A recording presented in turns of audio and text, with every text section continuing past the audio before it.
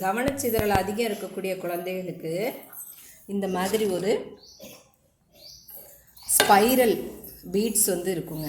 இது வந்து பீட்ஸ் ஷட்டில்ஸ்ன்னு சொல்லுவோம். ஸோ இதை வந்து நம்ம என்ன பண்ணணும் அப்படின்னா, ஒரு இடத்துல இருந்து இன்னொரு இடத்துக்கு இப்படி மூவ் பண்ணுறதுக்கு, அதை பார்த்துக்கிட்டே மூவ் பண்ணுறதுக்கு நம்ம ட்ரைனிங் கொடுப்போம்.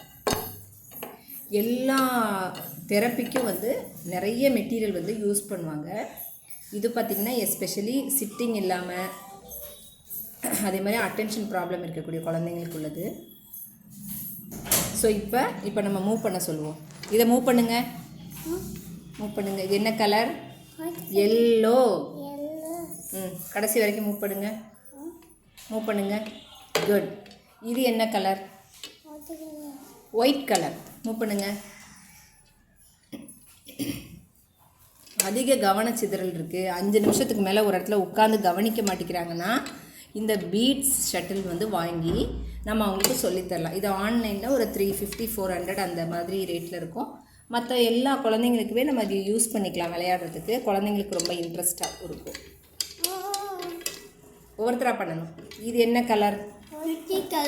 Green colour. Very good. இது என்ன கலர்? Red colour.